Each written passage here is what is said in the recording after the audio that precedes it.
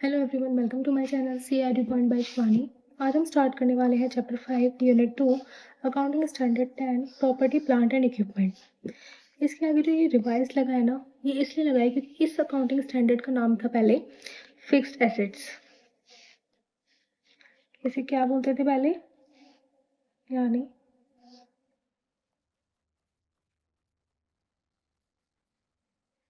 Previously known as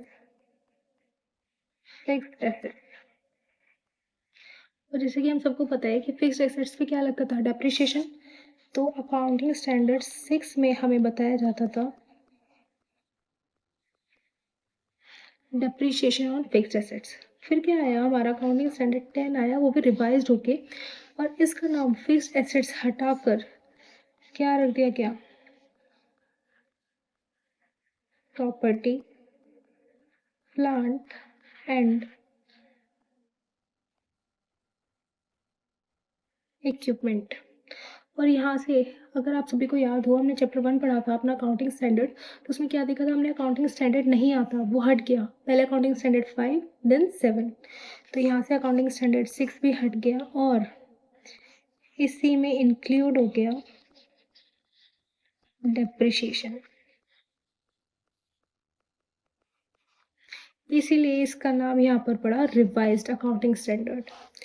अब हम यहाँ पे इस चैप्टर में क्या क्या पढ़ेंगे कि हमारी प्रॉपर्टी प्लांट एंड इक्विपमेंट कैसे क्या होती है, इसको हम कैसे मेज़र करते हैं, इसका ट्रीटमेंट कैसे होता है, और इसमें डिप्रिशिएशन कैसे कैलकुलेट किया जाता है। तो सबसे पहले इसमें हम हेडिंग डालेंगे प्रॉपर्टी प्लांट एंड इक्विपमेंट की। इसमें हम देखेंगे कि हमें कैसे पता चलेगा कि वो प्रॉपर्टी प्लांट और इक्विपमेंट में आती है या नहीं। तो इसके 2 पॉइंट्स हैं, कंडीशन 1 और कंडीशन 2। और ये दोनों ही कंडीशन कंपलसरी है, बोथ आर कंपलसरी। अगर ये दोनों फुलफिल हो रही है तो हम उस चीज़ को कहेंगे कि वही है हमारा प्रॉपर्टी प्लांट एंड इक्विपमेंट। तो इसमें पहला हमारा होता है कि जो भी कोई एसेट्स है हमारा, वो किस चीज़ के लिए यूज़ हो रहा हो, प्रोडक्शन और supply of goods and services. कोई भी चीज़ है हमारी, वो किस चीज़ के लिए यूज़ हो रही हो, प्रोडक्शन के लिए, और किसके लिए सप्लाई क्या करें हम, गुड्स और सर्विसेज के लिए। नेक्स्ट आता है वो हमें रेंट के पर्पज से यूज़फुल आए या फिर एडमिनिस्ट्रेटिव पर्पस। अब वो पर्पस हमारे कौन कौन से हो सकते हैं, या तो सेलिंग हो सकता है, या डिस्ट्रीब्यूटिंग हो सकता है, हमारे अकाउंटिंग में, हमारे फाइनेंस में काम आए, यानी कि इन शॉर्ट किस चीज़ में काम आ रही है, हमारे एडमिनिस्ट्रेटिव पर्पस में काम आ रही है। क्या क्या बताया था मैंने, सेलिंग,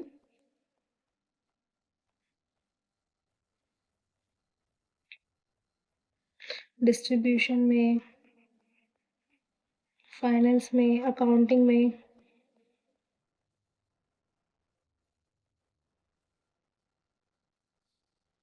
तो पहली कंडीशन में क्या क्या आ रहा है हमारा, हमारे प्रोडक्शन में, supply of goods and services में यूज़ होनी चाहिए, रेंट में यूज़ होनी चाहिए, और एडमिनिस्ट्रेटिव पर्पस। अब वो पर्पस कौन सा होता है, सेलिंग, डिस्ट्रीब्यूटिंग, फाइनेंसिंग और अकाउंटिंग में यूज़ होनी चाहिए। और दूसरा होता है हमारा expected use for more than 12 months। 12 महीने से ज़्यादा यूज़ होगी वो असेट्स, तो हम क्या मान लेंगे उसे, अपना प्रॉपर्टी प्लांट एंड इक्विपमेंट में आती है, हमारे अकाउंटिंग स्टैंडर्ड 10 कवर करता है उसे।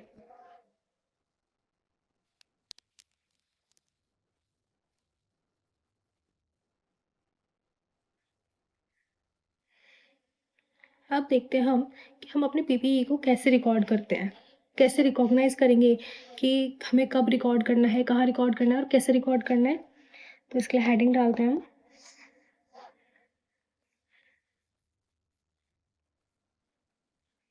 Recognition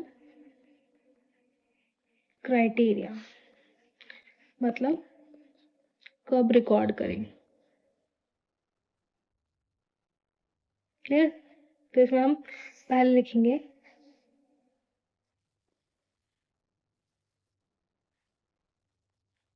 cost of item of PPE should be recognized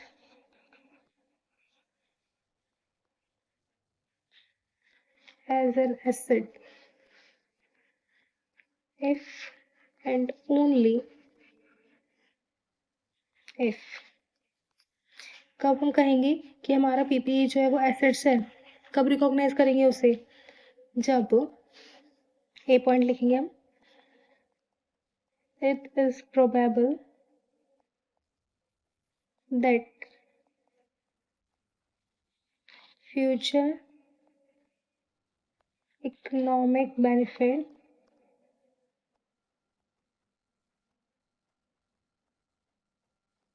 associated with the item will flow to the enterprise। इसमें हमने क्या देखा कि क्या होना ज़रूरी है, फ्यूचर इकोनॉमिक बेनिफिट होना ज़रूरी है। अगर हमें फ्यूचर में कोई बेनिफिट हो रहा है और क्या हो रहा है, फ्लो ऑफ आइटम का फ्लो हो रहा है हमारे एंटरप्राइजेस के अंदर, कि एसेट्स हमारे क्या देखते हैं हम एसेट्स में अपने, कि हमें फ्यूचर इकोनॉमिक बेनिफिट हो रहा है तो हमारे एसेट्स होते हैं वो। और हम यहाँ पे भी क्या देखेंगे कि हम पीपीई को कब रिकॉग्नाइज करेंगे एज एन एसेट्स, जब जब हमारा क्या हो रहा है, फ्यूचर इकोनॉमिक बेनिफिट हो रहा है या फिर फ्लो हो रहा है हमारे एंटरप्राइजेस के अंदर, तो वो बन जाएगा हमारा एसेट। और cost of item can be measured reliably, यानी कि जो हमारी कॉस्ट है वो रिलायबली मेजर हो रही है या नहीं हो रही, एक पर्टिकुलर अमाउंट आ रहा है जो हम उसे अपने फाइनेंशियल अकाउंट में दिखाएंगे, तो वो हो जाते हैं हमारे रिकॉग्नाइजेशन क्राइटेरिया ये दोनों, कि इन बेसिस पे हम अपने पीपीई को एसेट्स कंसिडर कर लेंगे। और ये अकाउंटिंग स्टैंडर्ड क्या कवर नहीं करता या किस चीज़ पे एप्लीकेबल नहीं होता, हम किन किन चीज़ों को अपना पीपीई कंसिडर नहीं करेंगे, अब वो लिखते हैं हम यहाँ पे। This accounting standard is not applicable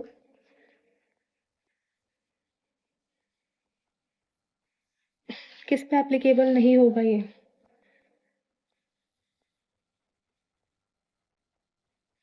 biological assets पे। बायोलॉजिकल एसेट्स समझते हैं आप लोग क्या होते हैं, लिविंग थिंग्स पे। अब इन लिविंग थिंग्स में भी दो चीज़ें कवर करते हैं हमारी, पहला होता है हमारा लिविंग एनिमल्स और दूसरा होता है हमारा बियरर प्लांट। सबसे पहले बात करेंगे हम लिविंग एनिमल्स की। लिविंग एनिमल्स को हम अपना पीपीई कंसिडर नहीं करते। अब कई बच्चों के दिमाग में क्वेश्चन आएगा कि जिनकी डेयरी होती है वो क्या करते हैं, गाय का और बाकी जानवरों का क्या करते हैं, यूज़ करते हैं और उनसे दूध आता है और दूध को बेचते हैं वो लोग, तो वो भी हमारा कंसिडर नहीं करा जाएगा। अकाउंटिंग स्टैंडर्ड 10 बिल्कुल अलाउ नहीं करता कि जितने भी बायोलॉजिकल एसेट्स हैं या हमारे कोई लिविंग एनिमल्स हैं हम उनका यूज़ करें और उनको पीपीई कंसिडर करें। यहाँ पर क्या होता है, accounting standard 10 is not applicable. अब देखते हैं हम बियरर प्लांट्स क्या होते हैं। अब हमें पता है कि हमारे प्लांट पौधे वगैरह जितने भी होते हैं वो भी हम उन्हें बायोलॉजिकल एसेट्स कहते हैं, यानी कि वो लिविंग थिंग्स होते हैं। हम अपने पेड़ों को पौधों को क्या कहते हैं, लिविंग थिंग्स है या नहीं है। अब ऐसे बियरर प्लांट्स होते हैं, उन पर अकाउंटिंग स्टैंडर्ड 10 लागू होता है। अब हमें देखना है कि ये बियरर प्लांट्स क्या होते हैं हमारे, तो हेडिंग डालेंगे हम बियरर प्लांट। अब हमें देखना है कि ये बियरर प्लांट होते कौन कौन से हैं, तो इसके लिए भी हमारे पास 3 कंडीशंस होती हैं और उन 3 कंडीशंस का भी फुलफिल होना ज़रूरी होता है, तभी वो बियरर प्लांट माना जाएगा। और अगर वो बियरर प्लांट है तो हम अकाउंटिंग स्टैंडर्ड 10 में कंसिडर करेंगे, वरना नहीं। तो इसके 3 पार्ट बना लेते हैं हम। यूज्ड इन प्रोडक्शन और supply of agriculture products. Next आता है हमारा expected produce for more than 12 months. ये स्टार्टिंग वाली हमारी कंडीशन हो गई चेक करने के लिए कि पीपीई होता है या नहीं, किस चीज़ में यूज़ हो रहा है, production supply of agriculture products. यहाँ पे एग्रीकल्चर प्रोडक्ट्स का नाम आ गया। और एक्सपेक्टेड प्रोड्यूस कितना होना चाहिए, मोर देन 12 मंथ्स का। और लास्ट पॉइंट आता है हमारा has remote chance of being sold as agriculture produce. यहाँ पे रिमोट चांस मतलब क्या हो जाएगा यहाँ पे, यानी कि हमारे पास बहुत कम चांस है कि हम क्या करेंगे कि हम सोल्ड कर देंगे पूरा का पूरा एग्रीकल्चर प्रोड्यूस। इसका एग्जाम्पल लिखते हैं पहले। लीची ट्री, ग्रेप वाइन ट्रीज और एक्सेट्रा। यहाँ पे हम क्या देखते हैं कि हमारा एक पेड़ है, उस पे क्या है, लीचियाँ आ रही हैं। अब ये लीचियाँ हम किस चीज़ के लिए यूज़ करेंगे, सबसे पहले यूज़ किस में करें, प्रोडक्शन। हम लीचियों का प्रोडक्शन कर रहे हैं यहाँ पे, किस चीज़ के लिए, सप्लाई करेंगे बाद में उसे एग्रीकल्चर प्रोडक्ट। ये एक इस पेड़ का क्या है, ये लीची प्रोडक्ट है। क्लियर, ठीक है। और फिर हम क्या एक्सपेक्ट कर रहे हैं, प्रोड्यूस मोर देन 12 मंथ्स, 12 महीने से ज़्यादा प्रोड्यूस हो रही है।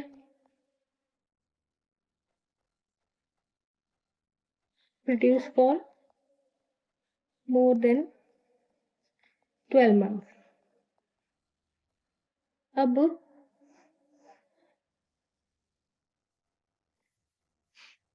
अब यहाँ लास्ट में क्या देखा है कि रिमोट चांस है, बहुत कम चांस है किस चीज़ की, कि हम क्या करेंगे पूरा का पूरा एग्रीकल्चर प्रोड्यूस ही बेच देंगे। अब एग्रीकल्चर प्रोड्यूस क्या होगा, यानी कि हमने लीची तो बेची बेची, साथ में लीची का पेड़ भी बेच दिया। क्या ऐसा होता है, नहीं, ऐसा कभी नहीं होता। तो यहाँ पे क्या हो जाएगा,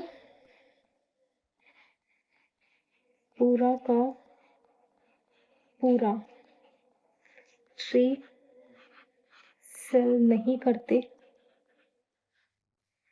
बस एग्रीकल्चर प्रोडक्ट सेल करते हैं। क्लियर, यानी कि हम बियरर प्लांट कब मानेंगे, जब कोई पेड़ या कोई पौधा हमारा वो किस क्या प्रोड्यूस कर रहा है, प्रोड्यूस कर रहा है या सप्लाई कर रहा है किस चीज़ को, एग्रीकल्चर प्रोडक्ट्स को, या फिर वो मोर देन 12 मंथ्स के लिए ज़्यादा यूज़ हो रहा है, या फिर उस पूरे प्रोडक्ट के बिकने के चांसेस बिल्कुल ना के बराबर हो, तो हम मानेंगे कि वो हमारा बियरर प्लांट है। अब देखते हैं हमारे आईसीआई के अकॉर्डिंग क्या दे रखा है यहाँ पे। ये एक ट्री है, इस ट्री को 4 हिस्सों में डिवाइड करा गया है। हम किस किस चीज़ को अकाउंटिंग स्टैंडर्ड टाइम में कंसिडर करेंगे और नहीं करेंगे। सबसे पहले apple tree, next tree grown as lumber, tree grown as fruit and lumber both। और दूसरा crops like wheat, maize etc। अब हमें देखना है कि हम इसको बियरर प्लांट कहेंगे या नहीं कहेंगे। अब हमें ये पता लगाना है। तो इन चारों में हम अपनी कंडीशंस चेक करेंगे कि बियरर प्लांट की कंडीशंस फुलफिल होती है या नहीं। एक एप्पल ट्री है, एप्पल ट्री किस चीज़ के लिए यूज़ होता है, एग्रीकल्चर प्रोडक्ट्स को सेल करने के लिए, यानी कि वो क्या कर रहा है, प्रोडक्शन कर रहा है, सप्लाई कर रहा है किस चीज़ की, गुड्स और सर्विसेज की। पहला पॉइंट क्लियर। एप्पल ट्री किस किस चीज़ के लिए, मतलब मोर देन 12 मंथ्स यूज़ हो जाता है, बिल्कुल करेक्ट, सेकेंड कंडीशन फुलफिल। और थर्ड कंडीशन क्या थी हमारी, कि वो पूरे एग्रीकल्चर प्रोड्यूस को ना बेचे, सिर्फ किसको बेचे, एग्रीकल्चर प्रोडक्ट्स को। तो यहाँ एप्पल ट्री के लिए हमारे क्या होते हैं, हम सिर्फ सेब बेचते हैं या किसी को भी पूरा सेब का पेड़ उठा के दे देते हैं, हम सिर्फ सेब बेचते हैं, अपने एप्पल सेल करते हैं। तो ये क्या हो जाएगा हमारा, हम कंसिडर करेंगे इसे बियरर प्लांट। और इस पे हमारा अकाउंटिंग स्टैंडर्ड 10 फॉलो होता है बियरर प्लांट में। नेक्स्ट क्या है यहाँ पे, ट्री ग्रोन एज लंबर, इससे क्या बोलते हैं, ये होता है हमारा वुड, यानी कि जो लकड़ी हम लकड़ी प्रोड्यूस कर रहे हैं सिर्फ और सिर्फ बेचने के लिए, हम इस पेड़ को ही बेच रहे हैं, यानी कि पहली कंडीशन ही हमारी वैलिड नहीं है यहाँ पर। तो ये क्या हो जाएगा हमारा, बियर प्लांट माना जाएगा, नहीं, ये हमारा बियर प्लांट नहीं माना जाएगा, जिसकी वजह से अकाउंटिंग स्टैंडर्ड 10 भी फॉलो नहीं करेगा इसे। नेक्स्ट क्या दे रखा है हमें, ट्री ग्रोन करा गया एज ए फ्रूट और as a lumber both. Suppose करो सेब का पेड़ है, सेब के पेड़ में क्या हो रहा है, हम सेब भी बेच रहे हैं, सेब की पेड़ की लकड़ी भी बेच रहे हैं, बिल्कुल गलत। तो हमें यहाँ पे क्या करना था, हम सिर्फ एग्रीकल्चर प्रोडक्ट सेल कर सकते हैं, पूरा का पूरा एग्रीकल्चर प्रोड्यूस हम सेल नहीं कर सकते। यहाँ पे जो सेब लगे हुए हैं ना, हम सिर्फ वो सेब ही सेल कर सकते हैं, ना कि ये पूरा का पूरा फुल ट्री, ये गलत हो जाएगा। तो यहाँ पे क्या हुआ, ये भी हमारा बियरर प्लांट नहीं हुआ। और नेक्स्ट पॉइंट क्या है हमारा, क्रॉप्स लाइक वीट और मेज, इसमें क्या होता है, क्रॉप्स ग्रोन होते हैं और वो फुल्ली की फुल्ली हम उन्हें सेल आउट कर देते हैं, तो ये भी हमारा बियरर प्लांट नहीं है। और अकाउंटिंग स्टैंडर्ड 10 किस पे लगता है, सिर्फ और सिर्फ बियरर प्लांट्स पे, और बियरर प्लांट की हमें 3 कंडीशन दे रखी हैं, वो हम पढ़ लेंगे, और इन तीनों पे अकाउंटिंग स्टैंडर्ड 10 एप्लीकेबल नहीं होता। अब इसी के साथ एक पॉइंट और लिखेंगे हम, accounting standard 10 is not applicable on wasting assets. अब हमारे वेस्टिंग एसेट्स कौन कौन से होते हैं, जो बहुत जल्दी से जल्दी ख़त्म हो जाते हैं। इसका एग्जांपल लिखते हैं हम, coal mines, iron ores etcetera, जो जल्द से जल्द डिप्लीट हो जाते हैं, उन्हें क्या बोलते हैं हम, हमारे वेस्टिंग एसेट्स। अब एक नेक्स्ट पॉइंट लिखते हैं हम,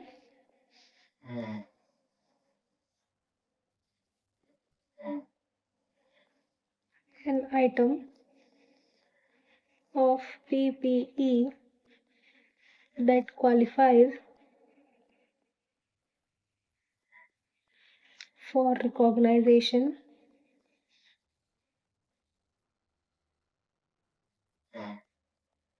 as an asset shall always be recognized at its, हमने क्या करा यहाँ पे, हमने देखा कि कोई पीपीई है, वो क्या क्वालिफाई कर रही है, कि हमने रिकॉग्नाइज कर लिया कि वो एसेट है, तो वो कैसे रिकॉग्नाइज करी जाएगी, ऑन कॉस्ट। क्लियर, कि हम कॉस्ट पे रिकॉग्नाइज करेंगे अपने उसको, कि हम कॉस्ट पे रिकॉग्नाइज करेंगे अपने एसेट्स को। और कॉस्ट क्या क्या होती है हमारी, कॉस्ट में क्या क्या वैल्यूज इंक्लूड होती है, सबसे पहला purchase price, then directly attributable cost, और वो कौन कौन सी होती है, example installation expenses, site preparation charges. ये आगे आने वाले क्वेश्चंस में काम आएगा कि हम अपनी जब कॉस्ट निकालते हैं किसी भी पीपीई की, तो हम कौन कौन सी वैल्यूज कैलकुलेट करते हैं। तो installation charges, site preparation charges, erection charges और प्रोफेशनल फीस एक्सेट्रा। और कैलकुलेट करते हैं हम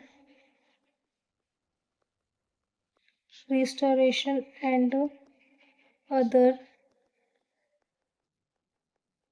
लाइबिलिटीज। यहाँ पे हमारा रिस्टोरेशन मतलब क्या होता है, यानी कि किसी भी एसेट्स को एक्वायर करने के लिए जो कॉस्ट हम पे करते हैं उसे बोलते हैं रिस्टोरेशन। अब ये सारी चीज़ें जो लिखी हमने, ये लिखी कि क्या क्या इंक्लूड होती हैं कॉस्ट में। अब हमें वो भी लिखना चाहिए कि कॉस्ट में क्या क्या हम कंसिडर नहीं करेंगे। तो यहाँ लिखेंगे एक्सक्लूड्स, कि हम जब कॉस्ट निकालेंगे अपनी पीपीई की तो हम कौन कौन सी चीज़ें एक्सक्लूड करके लिखेंगे। तो वो हो जाएगा हमारा पहला refundable tax duties,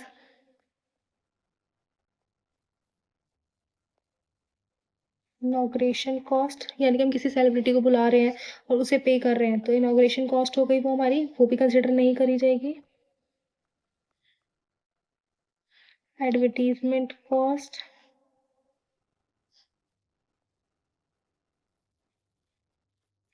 business promotion cost और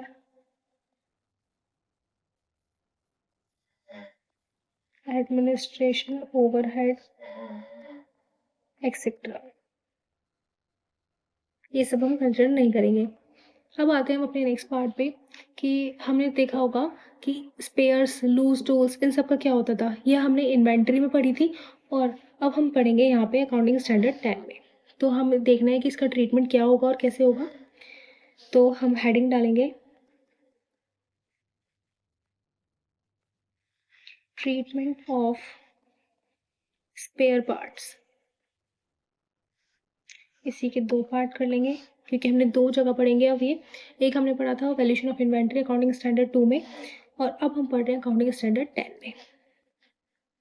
तो लिखेंगे हम if it meets the recognisation criteria of PPE, अगर ये रिकॉग्नाइजेशन क्राइटेरिया पीपीई का फुलफिल करती है तो ये क्या हो जाएगी, AS10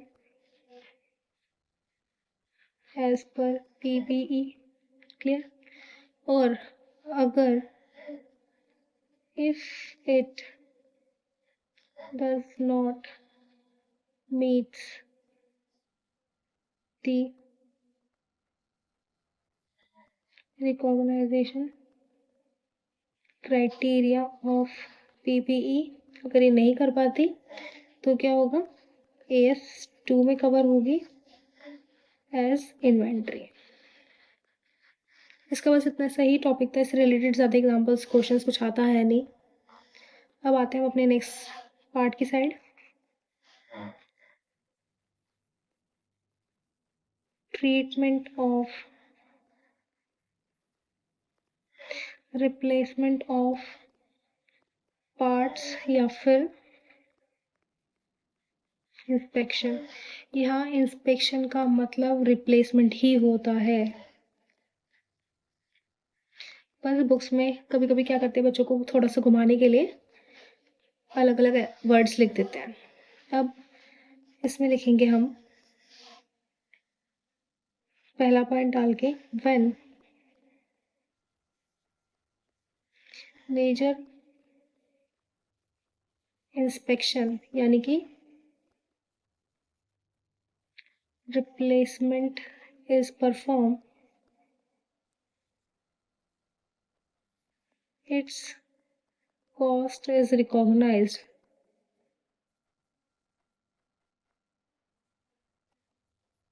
in carrying amount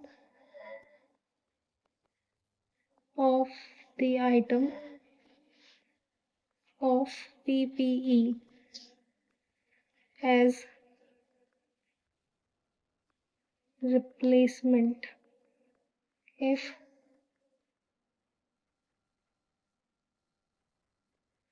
recognition criteria is satisfied।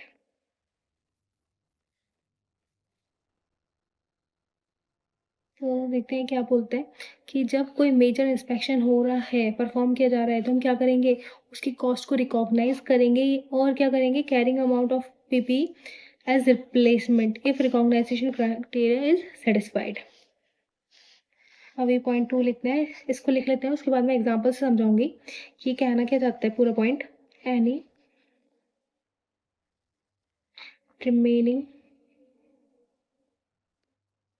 carrying amount of cost of previous inspection is de-recognized.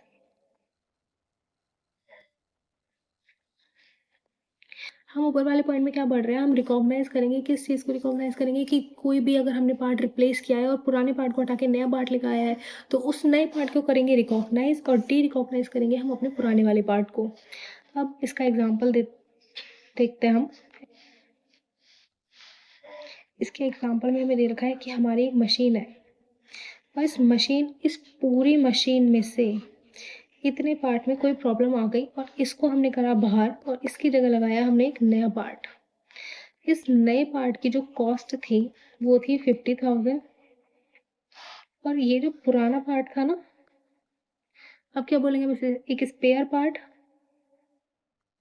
तो इसकी वैल्यू थी ₹20,000 और इस पूरी मशीन की वैल्यू कितनी थी हमारी, ₹10 लाख।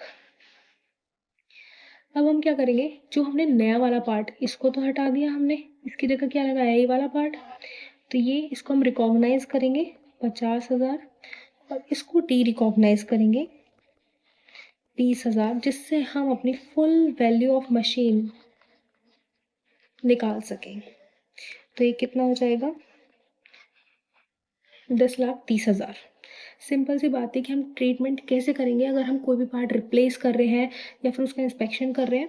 जो हमारी मशीन का पुराना पार्ट होगा, जैसे कि हमारी ये मशीन थी, इसका पुराना पार्ट ये था, इसको हमने निकाल दिया, जो पार्ट हमने अपनी मशीनरी से अलग कर दिया उसको क्या करेंगे हम, डी रिकॉग्नाइज, यानी कि हम माइनस कर देंगे उसको अपनी बुक वैल्यू में से, मशीन के अमाउंट में से।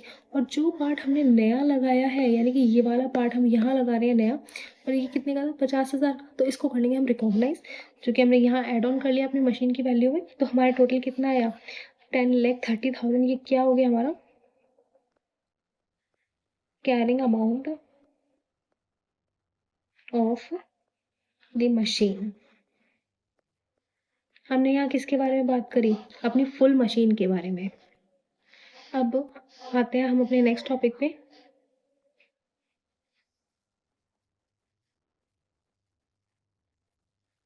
ट्रीटमेंट ऑफ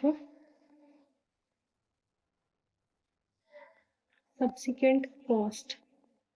अब सब लोग पूछेंगे सब्सिक्वेंट कॉस्ट क्या होता है। सब्सिक्वेंट कॉस्ट होती है हमारी डे टू डे सर्विंग, यानी कि हमने एक बार अपनी मशीनरी परचेज कर लिया और परचेज करने के बाद जितने भी हमारे एक्सपेंसेस होते हैं डे टू डे उसका चेक, डे टू डे हम अपनी मशीनरी को चेक कर रहे हैं, कितना प्रोडक्शन कर रही है, कितना नहीं कर रही है, कुछ खराबी आ गई या फिर हम उसको सीख रहे हैं। तो यानी कि जो हमारे डे टू डे परचेज करने के बाद के जितने भी खर्चे होते हैं उनका ट्रीटमेंट हम किस तरीके से करते हैं। तो इसमें देखते हैं उनका ट्रीटमेंट होता है not to be recognised as PPE। तो ये जो बाद के खर्चे होते हैं हमारे परचेज करने के बाद के, हम उन्हें कभी भी अपना PPE रिकॉग्नाइज नहीं करते, यानी कि हम कॉस्ट में ऐड ऑन नहीं करते। तो ये सारे खर्चे हमारे कहाँ जाएंगे, खर्चे हैं तो क्या हो जाएगा, एक्सपेंसेस, जो कि कहाँ जाएगा, डेबिट साइड इन P&L अकाउंट। क्लियर।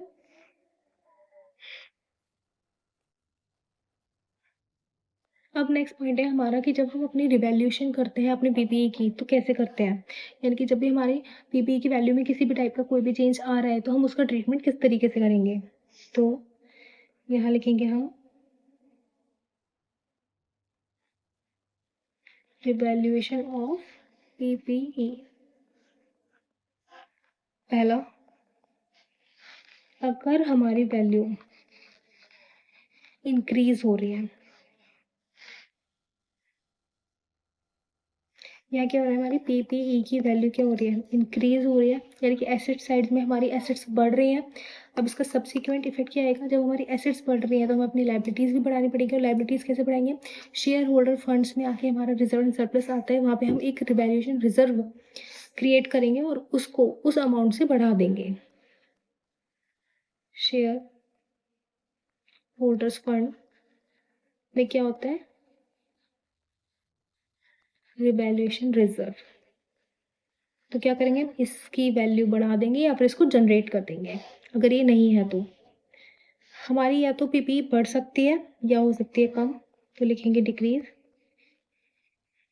अगर अब हमारी पीपीई डिक्रीज हो रही है तो इसका क्या इफेक्ट होगा, पीपीई की वैल्यू कम हो जाएगी। और जब कम हो जाएगी तो हम क्या करेंगे, उस चीज़ को कहाँ चार्ज करेंगे, charge in debit side of P and L account. हमारी एसेट्स की वैल्यू 1 लाख थी, अब 1 लाख से 90,000 रह गई, 10,000 कम हो गई, तो उस 10,000 को हम कहाँ दिखाएंगे, अपने प्रॉफिट एंड लॉस की डेबिट साइड में। इसमें 2 पॉइंट और होते हैं, पॉइंट नंबर 3 लिखते हैं, सब्सिक्वेंट डिक्रीज। इसका मतलब क्या है, यहाँ हमारी एसेट्स बढ़ी थी और वही जो बढ़ा हुआ अमाउंट है उसमें से डिक्रीज हुआ है। इसका एग्जाम्पल लिखते हैं हम पहले। बुक वैल्यू थी एक मशीन की 1 लाख, फिर उसके बाद वैल्यू बढ़ गई उसकी। नेक्स्ट टाइम जब हमने रीवैल्यू करा उसकी वैल्यू हो गई 1,20,000। क्लियर। हमने अब फिर से रीवैल्यू करा, यानी कि ये जो केस आ रहा है ना, ये हमारा फर्स्ट वाला केस है कि बुक वैल्यू 1 लाख थी, बढ़ के क्या हो गई, यहाँ पे इंक्रीज हुई, तो हमारी पीपी कितनी हो गई, 1,20,000। तो हमको कैसे एडजस्ट करेंगे, बैलेंस शीट में बढ़ा देंगे और दूसरी साइड रिवैल्यूएशन रिजर्व क्रिएट कर देंगे, कितने से, 20,000 के अमाउंट से। अब यहाँ पे सब्सिक्वेंट डिक्रीज आ रहा है, यानी कि जो इंक्रीज हुआ था उसमें डिक्रीज ये आ रहा है। तो अब रिवैल्यू जो हुई है हमारी वैल्यू वो हुई 1,15,000। तो अब इसका ट्रीटमेंट हम कैसे करेंगे, सबसे पहले तो हमें अपनी पीपीई की वैल्यू कम करनी पड़ेगी और उसके बाद इसमें लिखते हैं हम फर्स्टली डिडक्ट करेंगे हम adjusted from previous revaluation reserve and then thereafter charge in P and L account. यहाँ पे हमने क्या करा, सबसे पहले हमने जो यहाँ पे एक रिवैल्यूएशन रिजर्व क्रिएट किया था उस रिजर्व में से वो अमाउंट माइनस करेंगे। जैसे कि इस वाले क्वेश्चन में क्या था, यहाँ पे हमने 20,000 का रिवैल्यूएशन रिजर्व क्रिएट करा और ये हमारा 15,000 अमाउंट आ रहा है, तो हम क्या करेंगे, उस 20,000 में से 15,000 रुपये माइनस कर लेंगे और जो हमारा आएगा अमाउंट 5,000, जो कि इस वैल्यू से अब भी ज़्यादा है, तो उसको क्या करेंगे हम, there after charging P N L account, और बाकी के 5,000 कहाँ जाएंगे, हमारे पी एन एल अकाउंट के डेबिट साइड।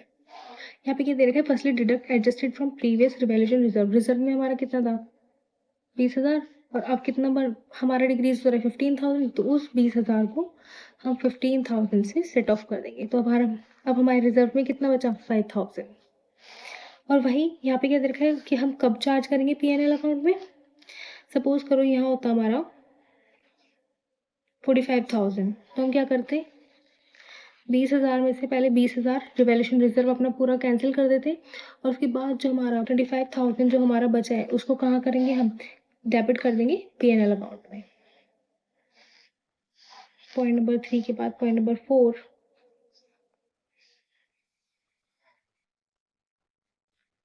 सब्सिक्वेंट इंक्रीज अगर हो रहा है तो हम क्या करेंगे, और सब्सिक्वेंट इंक्रीज जैसे ही डिक्रीज हुआ था, यहाँ पे बुक वैल्यू पहले हमारी गिरी थी, तो यहाँ पे क्या होगा, हमारी बुक वैल्यू गिरेगी और उसके बाद वो बढ़ जाएगी। इसका भी एग्जांपल लिख लेते हैं पहले। एग्जांपल, हमारी बुक वैल्यू कितनी थी, 1 लाख, फिर रीवैल्यू हुई तो कितनी हो गई, डिक्रीज हुई यहाँ पे पहले 80,000, और फिर रीवैल्यू हुई और अब की बार सब्सिक्वेंट इंक्रीज भी रखा है, वो बढ़ गई हमारी कितने से, 95,000। क्लियर। तो अब क्या हो रहा है, यहाँ पे हम क्या करेंगे, ट्रीटमेंट हमारा सब्सिक्वेंट इंक्रीज है, तो सबसे पहले पीपीई की वैल्यू हम बढ़ा देंगे और उसके बाद क्योंकि ये अमाउंट यहाँ पे जो हमारी जितनी आई थी इसे क्या करा था हमने, पी एन एल में डेबिट कर दिया था, क्योंकि वैल्यू कम हो रही है हमारे एसेट्स की।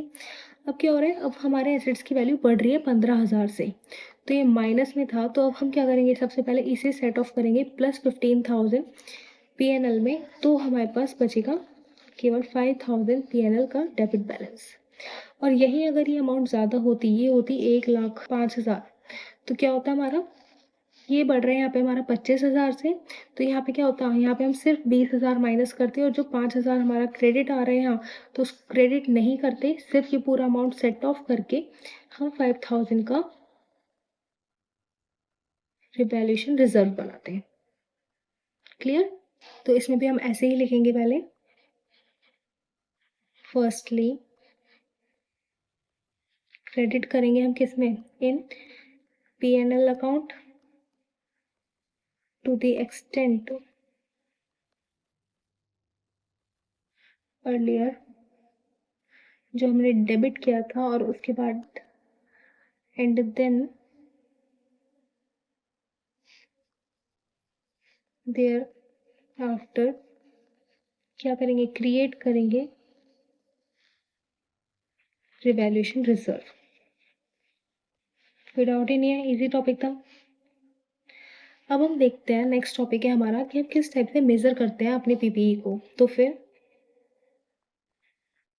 मेजरमेंट ऑफ पीपीई, इसके दो मॉडल होते हैं, एक होता है कॉस्ट मॉडल, एक होता है रिवैल्यूएशन मॉडल।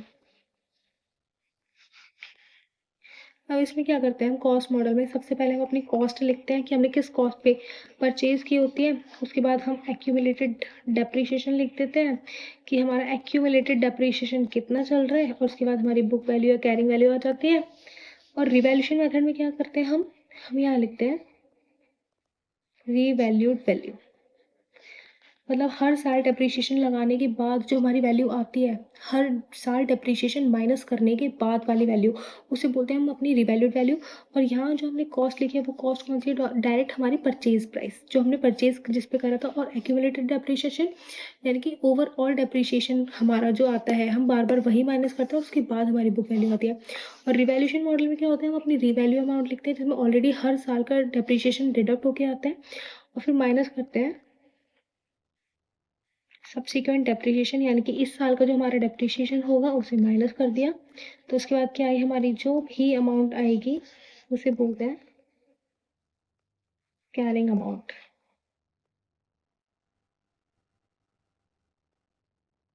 क्लियर? ये बस इतना सही टॉपिक था कि किस टाइप से ट्रीटमेंट होता है हमारा, किस टाइप से हम मेजर करते हैं अपने कॉस्ट को, किस टाइप से हम मेजरमेंट करते हैं अपने पीपीई को।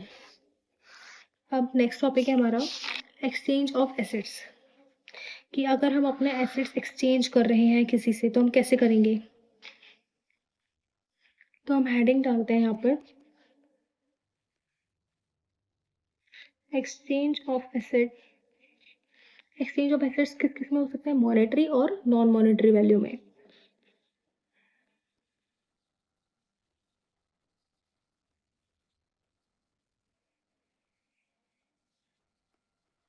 वैल्यू, अब इसके बारे में लिख लेते हैं हम पहले थोड़ा सा। Exchanged assets is measured at fair value. जो एसेट हम एक्सचेंज करेंगे वो किस पे मेजर करेंगे, हम अपनी फेयर वैल्यू पे। अब इसका एक्सेप्शन भी होता है एक, वो भी लिखेंगे हम।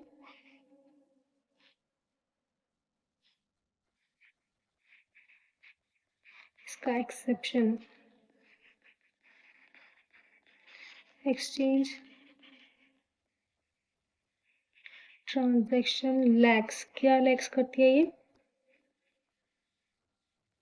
Commercial substance. और अगर कमर्शियल सब्सटेंस नहीं दे रखा हमारे क्वेश्चन में, हमारे न्यूमेरिकल में, तो हम क्या करते हैं, in this case value will be taken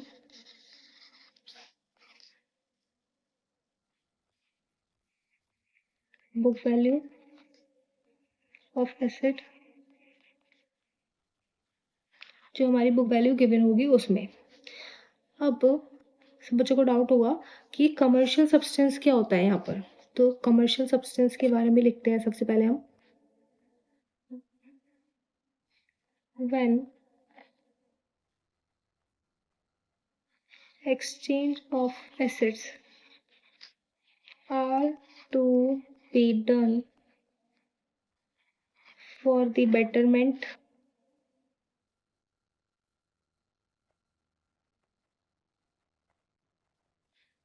of asset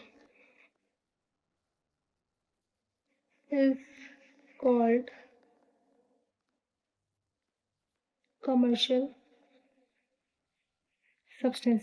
commercial substance वो हो जाएगा यहाँ पे जब भी हम कोई एसिड किसी से भी एक्सचेंज कर रहे हैं अपने बेटरमेंट के लिए, वो हो जाएगा हमारा कमर्शियल सब्सटेंस। और वहाँ जहाँ क्वेश्चन में गिवन हो कि कमर्शियल सब्सटेंस नहीं है, वहाँ हम समझ जाएंगे कि अगर हम कोई भी एसिड किसी से भी चेंज कर रहे हैं, एक्सचेंज कर रहे हैं, तो जो हमने नया एसिड लिया है उसकी बुक वैल्यू, फेयर वैल्यू जो भी हो हम उसे कंसिडर नहीं करेंगे। जो हमारी पुरानी वैल्यू थी वही रहेगी, जो हम बैलेंस शीट में पहले दिखाते थे वही अब दिखाएंगे। बेटरमेंट में क्या होता है, हमारी बैलेंस शीट की वैल्यूज चेंज हो जाती हैं, उसका टोटल चेंज हो जाता है, क्योंकि हम यहाँ पे प्रॉफिट में आ जाते हैं, हमारी एसेट्स की वैल्यू बढ़ जाती है। लेकिन कमर्शियल सब्सटेंस नहीं है तो ऐसा कुछ भी नहीं होता, जो वैल्यू होती है सिर्फ वही रहती है और बैलेंस शीट में हमारी कोई भी डिफरेंस नहीं आता। अब इसका करते हैं हम एक एग्जाम्पल। एक नहीं बल्कि दो एग्जाम्पल करते हैं जिसमें कमर्शियल सब्सटेंस अवेलेबल होता है वो, और जिसमें कमर्शियल सब्सटेंस अवेलेबल नहीं होता वो।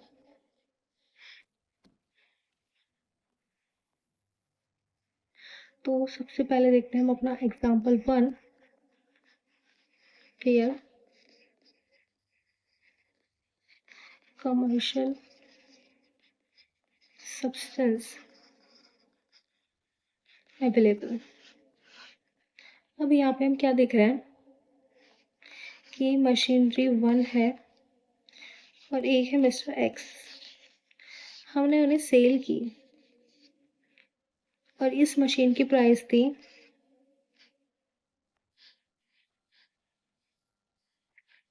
इस मशीन की प्राइस थी 5 लाख। अब इस मिस्टर एक्स ने क्या कहा, ठीक है इसके बदले मैं आपको कुछ कैश दूंगा और मैं आपको मशीन 2 दे दूंगा। और कैश में उसने दिए हमें 10 लाख रुपीज़, और ये जो उसने हमें मशीन दी थी इसकी प्राइस थी 15 लाख की। ठीक है, अब हमसे क्या पूछा जाता है क्वेश्चन में, वैल्यू ऑफ एसेट्स रिसीव। अब आप लोगों को समझ में आ गया होगा कि value of assets receive, asset कितने की रिसीव हुई हमें। तो एसेट क्या है हमारी, मशीनरी 2 जिसकी प्राइस कितने है 15 लाख। तो सिंपल सी बात है, अगर कोई भी किसी से पूछेगा तो सब सिंपल बता देंगे कि 15 लाख रुपीज़ की हमें एसेट्स रिसीव हुई। लेकिन ये कोई फॉर्मेट नहीं है लिखने का। अब हम इसका फॉर्मेट कैसे लिखते हैं, इसका एक फॉर्मूला है, टोटल फेयर वैल्यू। हमें टोटल फेयर वैल्यू कितनी रिसीव हुई, 15 लाख और 10 लाख। हमें इस 5 लाख की मशीनरी को बेचने के बाद कितने, 10 लाख और 15 लाख हमें ये रिसीव हुआ। तो टोटल फेयर वैल्यू कितनी हो गई हमारी, 25 लाख माइनस हमें कितना कैश रिसीव हुआ। सपोज करो अगर हमें नहीं पता, मेरे क्वेश्चन में दे नहीं रखा कि मशीन 2 की प्राइस 15 लाख है, तो हम क्या करेंगे कि हमें टोटल फेयर वैल्यू दे रखी है और उसमें से कैश रिसीव जितना हुआ उसको हटा देंगे, तो हमारे पास क्या आ जाएगी, वैल्यू ऑफ मशीनरी। और हम यहाँ पे वही कर रहे हैं, तो हमें कैश रिसीव्ड कितने का हुआ था, 10 लाख का, तो माइनस कर देंगे हम 10 लाख। और अगेन हमारा आंसर कितना आ जाएगा, 15 लाख, जो कि क्या है हमारा value of assets received. Clear, ये होता है हमारा जब हमारे पास कमर्शियल सब्सटेंस गिवन हो, यानी कि यहाँ पे क्या हो रहा है, बेटरमेंट हो रहा है। यानी कि 5 लाख की मशीन गई और कितनी की आ गई, 15 लाख की मशीन आ गई। यहाँ पे क्या हो रहा है, हमारी एसेट साइड बढ़ रही है, तो इससे आ गई हमारी वैल्यू ऑफ एसेट रिसीव्ड। अब करते हैं हम अपना example 2, where commercial substance not allowed. यहाँ पे कमर्शियल सब्सटेंस हमारा नहीं है। अब इसको कैसे देखेंगे हम, हमारी फिर से मशीनरी 1 है, एक मिस्टर एक्स है और हमने इसको सेल की एक मशीनरी ये वाली M1 जिसका नाम, जिसकी बुक वैल्यू है 1 लाख। और इसी की फेयर वैल्यू है 1,50,000। इसने रिटर्न में क्या करा, कैश दिया 20,000 का, और इसने मशीन 2 दी जिसकी वैल्यू थी 1,30,000 की। क्लियर। अब हमें क्या दे रखा है, कमर्शियल सब्सटेंस अवेलेबल नहीं है, यानी कि हमारी पहले बैलेंस शीट जो बनती थी वो कैसे बनती थी, मशीन 1,00,000, और क्योंकि कमर्शियल सब्सटेंस नहीं है, हमारा कोई बेटरमेंट नहीं हो रहा, तो हमारी बैलेंस शीट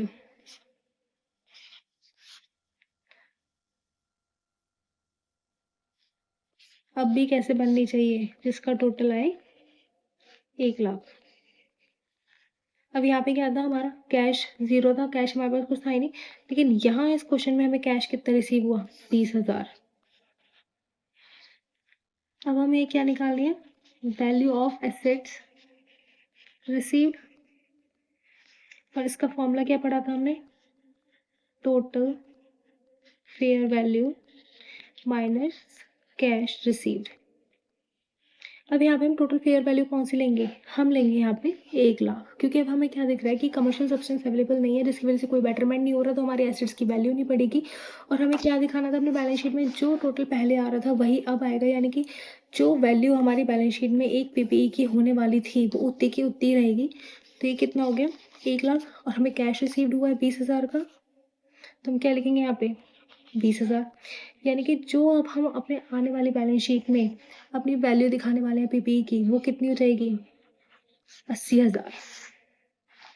और अब हम क्या करेंगे यहाँ पे अपने बैलेंस शीट में 80,000, जैसे ही हमने मशीनरी की वैल्यू डाली तो ये कितना हो गया टोटल बैलेंस शीट का एसेट सेट 1,00,000, और जो कि पहले था 1,00,000, यानी कि कोई भी बेटरमेंट नहीं हुआ, जो वैल्यू पहले थी वही अब है। सिर्फ बाइफर्केशन किस में हो गया, वैल्यू ऑफ मशीनरी 1,00,000 थी, अब 80,000 है, क्योंकि हमें कैश भी रिसीव हो गया। इसी के साथ ही क्वेश्चन भी खत्म होता है हमारा। तो अब हम देखते हैं हमारा नेक्स्ट टॉपिक है हमारा, इसके लिए हम हैशटैग डालेंगे revaluation of entire class of PPE. इस हेडिंग से हम क्या समझते हैं कि हम क्या कर रहे हैं, रीवैल्यू कर रहे हैं किस चीज़ को, एंटायर क्लास ऑफ पीपीई को। तो इसमें पहले हम लिख लेते हैं थोड़ा सा, if N item of PPE is revalued, the entire class of PPE to which that assets belong should be revalued। इसमें हमें क्या पता है क्या कि हमारी एक पर्टिकुलर क्लास है किसी फिक्स्ड एसेट्स की, और हम क्या कर रहे हैं, उसका एक पर्टिकुलर पार्ट हम उसको रीवैल्यू कर रहे हैं। तो क्या हम ऐसा कर सकते हैं, नहीं, हम किसी भी पर्टिकुलर क्लास का एक आइटम रीवैल्यू नहीं कर सकते, लेकिन हाँ हम उस पूरी एंटायर क्लास को रीवैल्यू कर सकते हैं। इसका एग्जाम्पल लेते हैं हम यहाँ पे,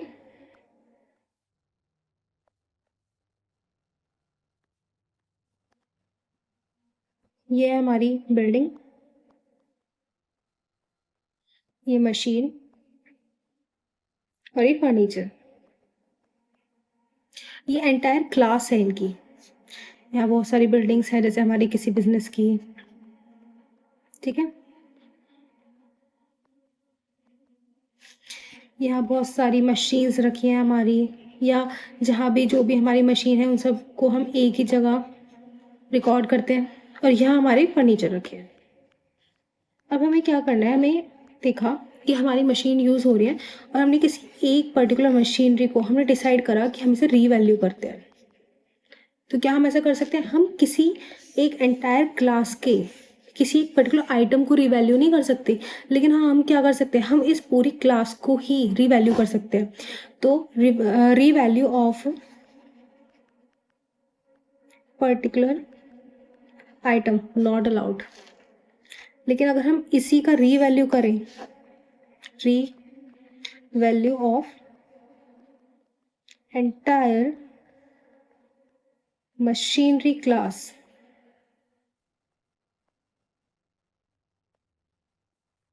इज अलाउड। क्लियर। अब ये नहीं कि हमने यहाँ पे मशीन की एंटायर क्लास को रिवैल्यू किया है तो हमें बिल्डिंग भी करनी पड़ेगी, फर्नीचर भी करना होगा। नहीं, ये कंपलसरी नहीं है। यहाँ पे क्या है, यहाँ पे हमारी जितनी भी बिल्डिंग्स हैं, जितना भी डेटा इनका रिकॉर्ड है, वो बिल्डिंग का एक अलग डेटा बनेगा, फर्नीचर का अलग बनेगा और मशीनरी का अलग बनेगा। तो हम क्या करते हैं, जब हम किसी एक पर्टिकुलर चीज़ के बारे में बात करें, अगर हम यहाँ पे बात करते हैं अपनी बिल्डिंग्स की कि हम किसी एक बिल्डिंग की वैल्यू रिवैल्यू कर रहे हैं, तो हम एक की वैल्यू नहीं कर सकते। यहाँ हम पूरी ही बिल्डिंग की क्लास, एंटायर क्लास को रिवैल्यू करना था। जैसे हमने यहाँ पे क्या, हमें एक मशीन की रिवैल्यू करनी थी वैल्यू, लेकिन हमने क्या करा, हमने किसी एक पर्टिकुलर मशीन की जगह लेके क्या करा, पूरी एंटायर क्लास को हमने रिवैल्यू करा। सेम ऐसे फर्नीचर में हो जाएगा। अब आते हैं हमारा नेक्स्ट टॉपिक, हेडिंग डालते हैं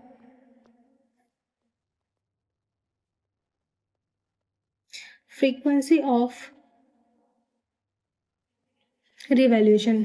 अब हम कैसे देखेंगे कि हमें रिवैल्यूएशन कब करना है अपनी किसी भी वैल्यू का, तो हमारे में चेंज कब आएगा, तो हम कैसे देखेंगे, या तो डेली बेसिस पे आएगा, मंथली बेसिस पे आएगा, क्वार्टरली बेसिस पे आएगा, ईयरली बेसिस पे आएगा, ये चीज़ें कैसे डिसाइड होती हैं, इसके बारे में है 2 points.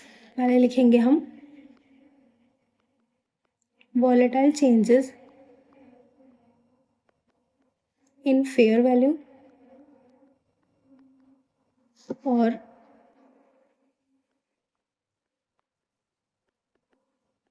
Significant changes in fair value. और हमें यहाँ पे क्या दे रखा है, वॉलेटाइल चेंजेस मतलब मोर चेंजेस, और सिग्निफिकेंट चेंजेस मतलब लो चेंजेस। यहाँ पे क्या हो रहा है, ज़्यादा से ज़्यादा चेंजेस आ रहे हैं, यहाँ क्या हो रहा है, कम से कम चेंजेस आ रहे हैं। इस वाले पहले वाले पॉइंट में हमें दे रखा है कि हमारा कोई भी एसेट्स है उसकी वैल्यू में कैसे चेंज आ रहा है, फ्रिक्वेंटली चेंज आ रहा है, बार बार चेंज होती जा रही है, वो डेली बेसिस पे हो या फिर मंथली बेसिस पे हो, लेकिन उसमें बहुत ज़्यादा से ज़्यादा हमें चेंजेस देखने के लिए मिल रहे हैं। और इस वाले में क्या हो रहा है, हमें चेंजेस से देखने के लिए नहीं मिल रहे। इस साल ये वैल्यू है, अगले साल भी बहुत माइनर सा डिफरेंस आ गया, उससे अगले साल माइनर सा डिफरेंस आ गया। तो हमें देखना है कि हम ये वाले जो चेंजेस आते हैं किस में, हमारी fair value of the fix assets में, तो हम कहाँ और कैसे रिकॉर्ड करेंगे इसको। तो इसको जो हम रिकॉर्ड करेंगे वो करेंगे, सबसे पहले हम वॉलेटाइल चेंजेस देख लेते हैं। वॉलेटाइल मतलब डिफरेंस आ रहा है, ये हमारा ग्राफ कभी ऊपर कभी नीचे, ये हो गए वॉलेटाइल चेंजेस। और जहाँ बिल्कुल ना के बराबर चेंजेस आ रहे हैं वो हो जाएगा हमारा ये इनसिग्निफिकेंट चेंजेस। और ये हम कैसे रिकॉर्ड करेंगे, एनुअली। हमें हर साल हमारे जितने भी ये वॉलेटाइल चेंजेस हो रहे हैं ये हमें एनुअली शो करने पड़ेंगे, कि पहले हम इस साल के अपने अकाउंट्स बना रहे हैं, फिर नेक्स्ट साल के बना रहे हैं, और उसको देखेंगे कि हमने क्या हमने रीवैल्यू करी है और जिसकी वजह से हमारे क्या चेंजेस आ रहे हैं। और इनसिग्निफिकेंट चेंजेस में क्या करते हैं हम, 3 और 5 ईयर्स। मतलब अगर हम अपनी वैल्यू में चेंज लेके आ रहे हैं तो वो हम कैसे दिखाएंगे, 3 या 5 साल के अंदर हम अपने एसेट्स को रीवैल्यू कर देंगे और वही हमें देखने के लिए मिलेगा। नेक्स्ट आता है हमारा टॉपिक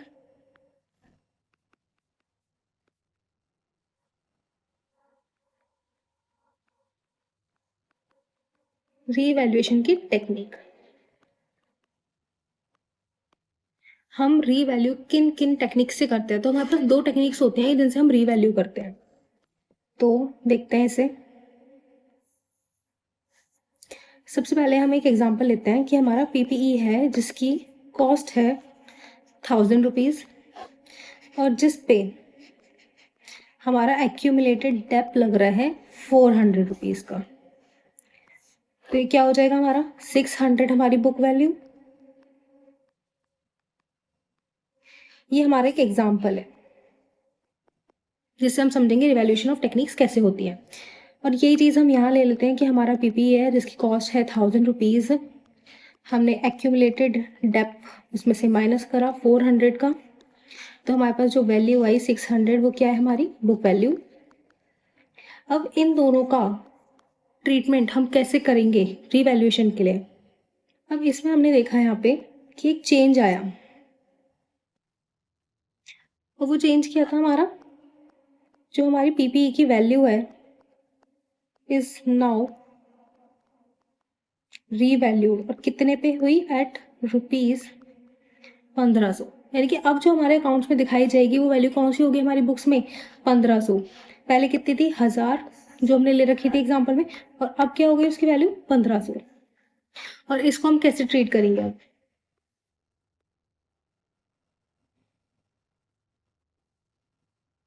तो लिखेंगे पीपीई, ये है टेक्निक 1, ये है टेक्निक 2। सबसे पहले हम इधर देखते हैं कि यहाँ पे 1500 थी, तो यानी कि अब हमारी पीपी की वैल्यू कितनी हो गई, 1500। अब क्योंकि हमने रीवैल्यू करा है तो इसके ऊपर अभी हमें कोई डेप्रिसिएशन नहीं देना, कुछ भी नहीं देना, तो हम क्या लिखेंगे यहाँ पे, एक्यूमुलेटेड डेप कितना हो जाएगा हमारे पास, निल। तो अब जो हमारी बुक वैल्यू आई वो कितनी हुई, जो हम अपने अकाउंट्स में शो करेंगे, 1500। और यहाँ पे हमें क्या दे रखा था कि PP is now revalued at 1500, और हमारी बुक वैल्यू में कितनी अमाउंट शो हो रही है, 1500। सेम हम यहाँ पे करेंगे, पीपी था हमारा, पहले इसकी कॉस्ट कितनी थी, 1000, और अब कितनी है, 1500। तो टोटल इसकी वैल्यू कितनी दिखाएंगे हम, 2500। और ये 2500 कैसे आया, 1000 ऊपर वाली कॉस्ट और जो अब हमारी वैल्यू हो गई है वो, फिर माइनस करेंगे एक्यूमुलेटेड डेप। अब एक्यूमुलेटेड डेप मान लेते हैं हमारा है 1000, तो यहाँ फिर क्या बची हमारी वैल्यू, 1500। और हमें क्या दिखाना था कि हमारी पीपी की वैल्यू कितनी हो गई, 1500। अब इसमें एक कॉमन बात है हमारी, सबसे पहले देखते हैं हम डिफरेंस कैसे कैसे आता है। सबसे पहले कॉस्ट अगर हम देखें, पहले हमारी कॉस्ट थी यहाँ पे 1000 रुपीज़, फिर हमारी पीपी की वैल्यू कितनी है, 2500, और हमने देखा कि हमारी पीपी की जो वैल्यू है वो 1500 से बढ़ गई। क्लियर।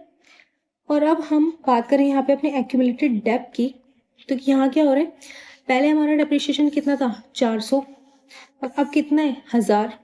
यानी कि हमारी डेप्रिसिएशन की वैल्यू कितने से बढ़ गई, 600।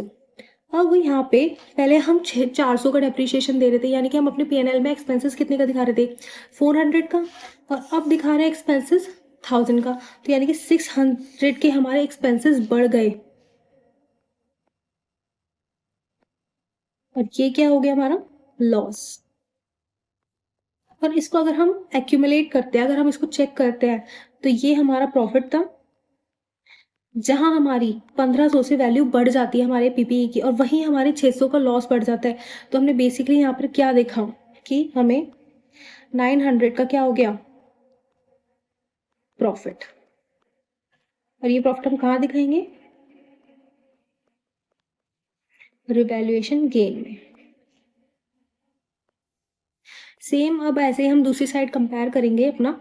यहाँ बात करते हैं हमारी पीपी की वैल्यू कितनी थी, 1000 पहले, और अब कितनी हो गई, 1500। यानी कि हमारी कॉस्ट कितने से बढ़ी, 500 से बढ़ गई। क्या हो गया, प्रॉफिट। अब देखते हैं एक्यूमुलेटेड डेप्रिसिएशन, पहले हमारा आ रहा था 400 जो कि हमने पीएनएल में दिखाया था, और अब हमारा डेप्रिसिएशन कुछ नहीं आ रहा, तो यानी कि हम कितने में रहे, एक्यूमुलेटेड डेप।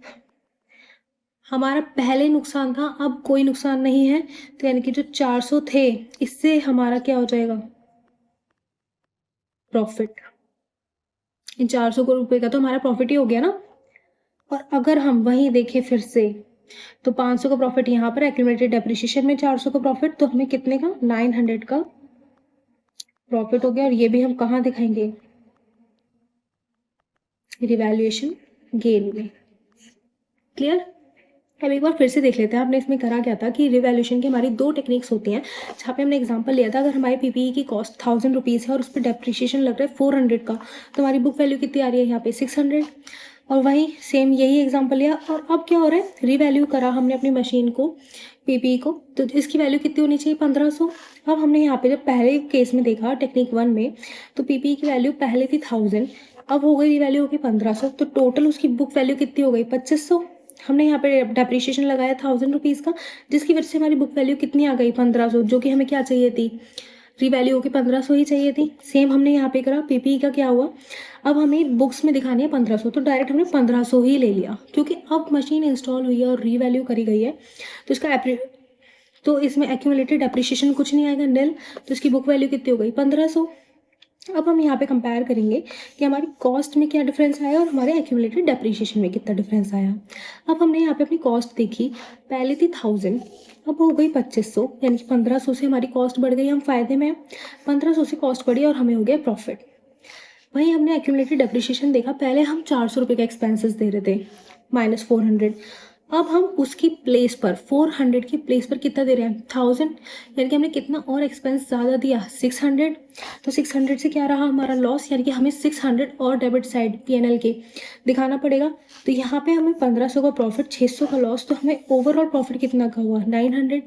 और ये जो प्रॉफिट आता है ये कहाँ लिखते हैं हम, रिवैल्यूएशन गेन में। सेम हमने यहाँ पे अपनी कॉस्ट को और एक्यूमुलेटेड डेप्रिसिएशन को कंपेयर करा, पहले हमारी कॉस्ट थी 1000, फिर हो गई 1500, यानी कि बेसिकली 500 का हमें प्रॉफिट हो रहा है। हमारा एक्यूमुलेटेड डेप्रिसिएशन था 400, जो कि अब है नील, यानी कि पहले हम वो एक्सपेंसेस दे रहे थे और अब हमें क्या करना है, कुछ भी नहीं देना। तो यहाँ क्या इतना हुआ, हम 400 की प्रॉफिट में आ जाएंगे। और जब यहाँ 500 बढ़ रहे हैं और 400 से हमारे एक्सपेंसेस कम हो रहे हैं, यानी कि हम फायदे में हैं उस टाइम पे, तो टोटल हमें प्रॉफिट कितने का हुआ, 900 का। और ये प्रॉफिट हम कहाँ दिखाएंगे, रिवैल्यूएशन गेन में। अब आता है हमारा नेक्स्ट टॉपिक, जिसका नाम है डेप्रिसिएशन। तो इसमें पॉइंट नंबर 1 डाल के लिखते हैं हम पहले,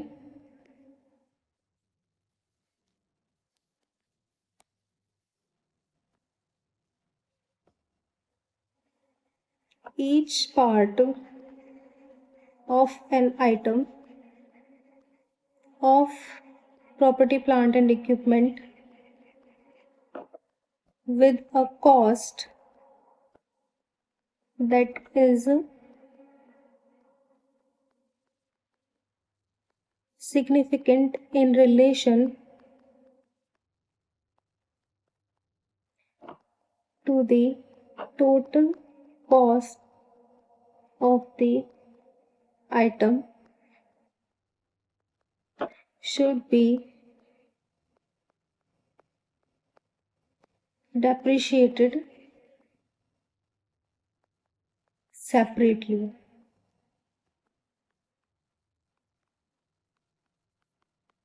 Depreciation is recognized in statement of P&L as an expenses. तो देखते हैं यहाँ पे क्या दे रखा है हमें, यहाँ दे रखा है each part of an item of PPE with cost that is significant in relation to the total cost of an item should be depreciated separately. यहाँ पे हमें क्या दे रखा है कि अगर हमारा कोई part, each part of an item PPE का, जो कि सिग्निफिकेंट इन्फ्लुएंस डाल रहा है हमारे फिक्स्ड एसेट्स पे, तो हम उसका डेप्रिशिएशन उस पर्टिकुलर आइटम का क्या करेंगे, अलग से चार्ज कर लेंगे और डेप्रिशिएटेड सेपरेटली, ये दिखा रखा है।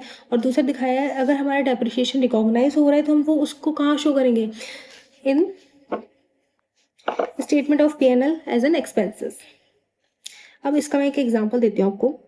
इसके एग्जांपल में हम देखेंगे कि एक बहुत बड़ी मशीन है हमारी, और यहाँ क्या हो रहा है, छोटे छोटे, बहुत छोटे छोटे उसमें पार्ट्स लगे हुए हैं।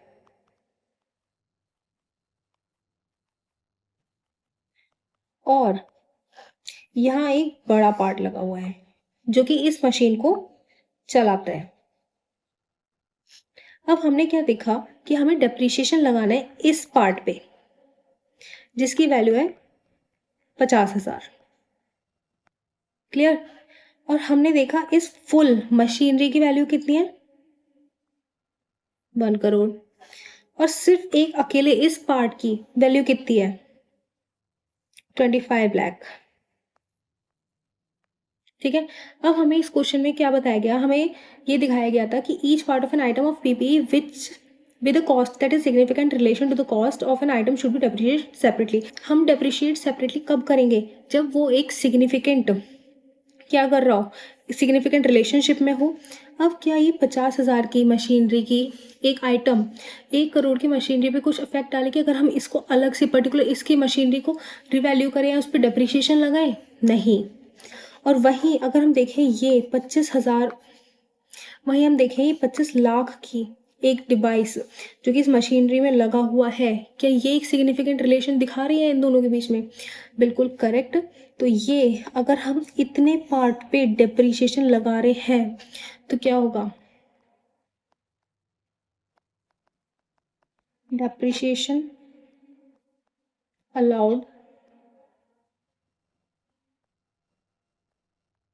सेपरेटली। और वहीं जब हम इस पूरी मशीन को डेप्रिशिएट करेंगे तब हम क्या करेंगे, इस 1 करोड़ में से 25 लाख हटाएंगे और जो हमारे यहाँ पे अमाउंट आएगी उस अमाउंट पे डेप अलग से लगेगा। और इसको अगर हम रीवैल्यू कर रहे हैं ये हमें अलाउ ही नहीं है, नॉट अलाउड। एक बार इसमें हम फिर से देखते हैं हमने क्या करा। यहाँ पे हमारी एक मशीनरी है, उसके अंदर बहुत छोटे छोटे पार्ट्स लग रहे हैं और एक मेजर पार्ट है जिसकी वजह से ये मशीनरी रन कर रही है। इस मशीनरी की वैल्यू है 1 करोड़ और इस एक छोटे पार्ट की है 50,000। अब हमसे क्या कहा जा रहा है कि हमें इस पार्ट को डेप्रिशिएट करना है, इसकी वैल्यू कम होती जा रही है और हमें देखना है कि और इस पार्ट को डेप्रिशिएट करना है, तो हमारा कौन सा अलाउ होगा और कौन सा नहीं होगा।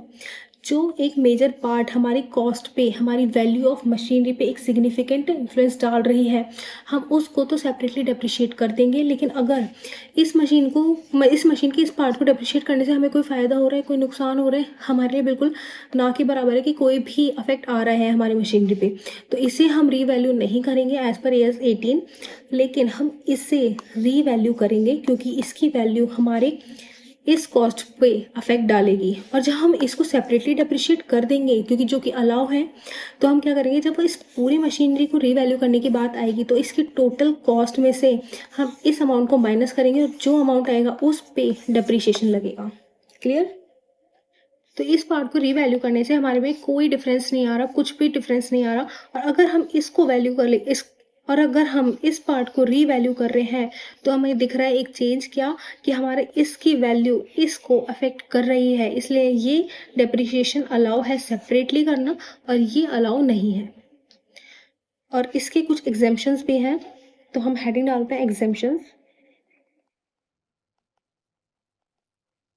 अब इसके एग्जाम्पशंस लिखते हैं हम, हमारे डेप्रिसिएशन के क्या क्या एग्जाम्पशंस हो सकते हैं। तो पहला लिखते हैं हम, depreciations of manufacturing plant and equipment is included in the cost of inventory। और इन्वेंट्री का हमारा काउंटिंग स्टैंडर्ड कौन सा था, 2।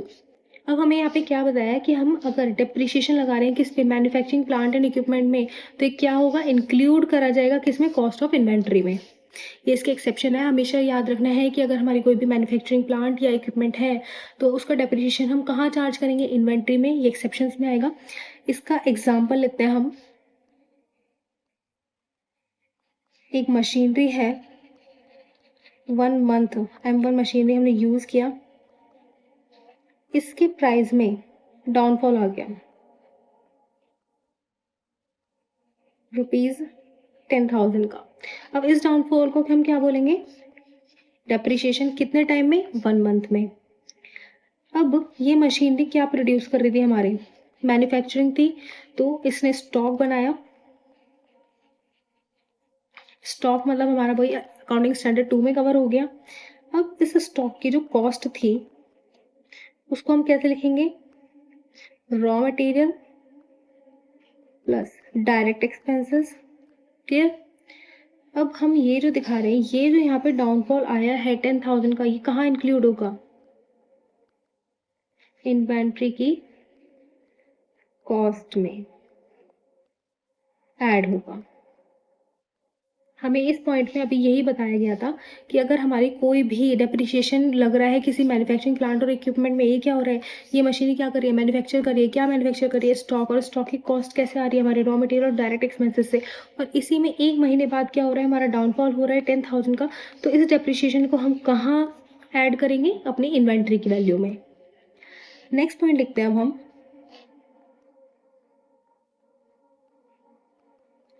depreciation of PPE used for development activities may be included in the cost of intangible asset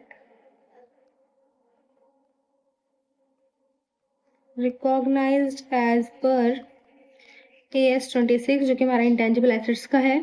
तो यहाँ क्या दे रखा है, देखिए डेप्रिशिएशन अगर हम पीपीई पे लगा रहे हैं वो किस चीज़ के लिए हो रहा है, डेवलपमेंट एक्टिविटीज़ के लिए। मे बी इंक्लूड किस चीज़ में इंक्लूड करा जाएगा, इंटेंजिबल एसेट्स की कॉस्ट में। अब देखते हैं इसका एग्जाम्पल, फिर हमें ये समझ में आएगा। हमारी एक मशीनरी है M2 जिसकी 10,000 डिप्रिशिएशन वैल्यू आ गई विद इन 1 मंथ। मतलब ये कभी भी हो सकता है। और उससे क्या हो रहा है, हम एक ऐसी चीज़ बना रहे हैं जिससे क्या हो रहा है, डेवलपमेंट। अब इस डेवलपमेंट को हम जब करेंगे तो इसके कुछ एक्सपेंसेस भी रहेंगे और उन एक्सपेंसेस के बाद एक आएगी इसकी कॉस्ट निकल के। हम सारे एक्सपेंसेस जब माइनस कर देंगे तो हमारी कॉस्ट आ जाएगी कि कितनी लागत लगी है हमारी। इसके कुछ एक्सपेंसेस भी हैं। अब हम सारे एक्सपेंसेस टोटल करेंगे तो आ जाएगी हमारी यहाँ पे कॉस्ट। ये कॉस्ट किसकी होगी, इंटेंजिबल एसेट्स की। और ये इंटेंजिबल एसेट्स क्या हो सकते हैं हमारे, फॉर्मूला। मतलब हमारे पास बेसिकली देखा जाए एक मशीन है और एक मशीन पे हमारा डेप्रिसिएशन लग रहा है और वो डेप्रिसिएशन जब लग रहा है कुछ टाइम के बाद, और वो मशीन क्या कर रही है, वो डेवलपमेंट में, हमारी डेवलपमेंट एक्टिविटीज़ में हेल्प कर रही है। जिसके जितने भी एक्सपेंसेस हैं वो हम टोटल करेंगे, हमारे पास कॉस्ट आएगी। और वो कॉस्ट हम किस में इंक्लूड करेंगे, जो डेप्रिसिएशन लगा है यहाँ पे इस एक्सपेंसेस में हम डेप्रिसिएशन का खर्चा भी ऐड ऑन करेंगे। और ये डेप्रिसिएशन का जो खर्चा होगा ये किस चीज़ में ऐड होगा, हमारी कॉस्ट में। और कॉस्ट किसकी निकलेगी, हमारी इंटेंजिबल एसेट्स की। तो यहाँ पे भी हम यही लिखेंगे, इंटेंजिबल एसेट्स की कॉस्ट में ऐड होगा। क्लियर, ये इसके दो एक्सेप्शंस थे हमारे डेप्रिसिएशन के। अब इसके बाद आता है हमारा नेक्स्ट पॉइंट जिसका नाम है डेप्रिशिएबल अमाउंट। डेप्रिशिएबल, ये हम कैसे कैलकुलेट करेंगे कि हमारी डेप्रिसिएशन की क्या वैल्यू है, क्या अमाउंट है। तो इसका हमें एक फॉर्मूला लिखना होता है कि हम कैसे कैलकुलेट करते हैं। यानी कि कॉस्ट ऑफ पीपीई जो हमारी कॉस्ट होगी और रेसिडुअल वैल्यू ऑफ पीपीई। हमारी कॉस्ट ऑफ पीपीई में से अगर हम रेसिडुअल वैल्यू माइनस कर देंगे तो हमारे पास क्या आएगा, हमारा डेप्रिशिएबल अमाउंट। रेसिडुअल वैल्यू क्या होती है, जब साल के लास्ट में मशीन काम करना बंद कर देती है या फिर बिल्कुल डिस्पोज की हालत में हो जाती है तो उसे क्या बोलते हैं हम, रेसिडुअल वैल्यू। इसमें लिखेंगे this amount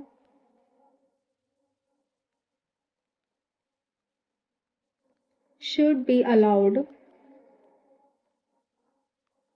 in systematic basis over the useful life of asset। ये फॉर्मूला कब काम आएगा, जब हमारा डेप्रिसिएशन हर साल सेम रहेगा, उस टाइम ये फॉर्मूला हमारा काम आएगा। अब हमें पता है कि हमने डेप्रिसिएशन जब पढ़ा था कि डेप्रिसिएशन कितने टाइप्स का होता है, एक स्ट्रेट लाइन मेथड और एक होता है रिटन डाउन वैल्यू मेथड। ये हमने पढ़ा था पहले। डेप्रिसिएशन और भी तरीकों से चार्ज होता है, लेकिन अभी जो हम ये डेप्रिशिएबल वैल्यू हम निकाल रहे हैं, डेप्रिशिएबल अमाउंट, हम किस बेसिस पे निकाले हैं, स्ट्रेट लाइन मेथड के बेसिस पे। जब भी हमने यहाँ पे क्या लिखा है, this amount should be allowed, allow किस चीज़ में होगी, systematic basis over the useful life of assets. हमें यूजफुल लाइफ दे रखी होगी, रेसिडुअल वैल्यू दे रखी होगी और कॉस्ट दे रखी होगी। तो हम क्या निकालेंगे, डेप्रिशिएबल अमाउंट। और वो कैसे होगी, हर साल यूनिफॉर्म। इसका एक एग्जांपल लिखते हैं हम। इन प्रेजेंट कॉस्ट है हमारी 1 लाख, फिर आगे जाके इसकी रेसिडुअल वैल्यू कितनी हो जाएगी, 10,000। ये जो हम रेसिडुअल वैल्यू होती है ना, ये होती है हमारी एक्सपेक्टेड। मतलब ये हमें कोई निकाल के नहीं देता या हमें पता नहीं रहता, एक्सपेक्टेड रहती है कि हम अपने मन से एज्यूम कर लेते हैं कि आज हम 1 लाख की वैल्यू की मशीन ले रहे हैं और वो आने वाले 10 साल बाद या 9 साल बाद कितने की रह जाएगी, 90,000। ये जो टाइम पीरियड हमने लिया है, ये लिया है यहाँ पे 9 ईयर्स का। ये जो टाइम पीरियड है ये हमारा है 9 ईयर्स का, ठीक है। अब हमें यहाँ पे क्या निकालना है, अपना डेप्रिशिएबल अमाउंट निकालना है। और वो डेप्रिशिएबल अमाउंट हम कैसे निकालेंगे, cost minus residual value.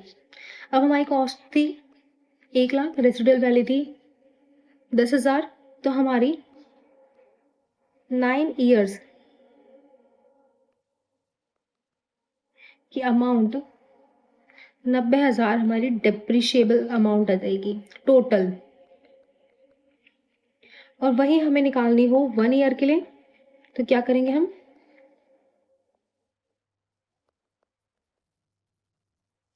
Depreciable amount of 1 year. और ये यूनिफॉर्म चलेगी, हर साल हमें 10,000 डेप्रिशिएशन लगाना पड़ेगा, उसके बाद ही जाके क्या होगा, हमारी रेसिडुअल वैल्यू कितनी बचेगी, 10,000। अब हमारा नेक्स्ट टॉपिक, इसके लिए हम हेडिंग डालेंगे commencement of charging depreciation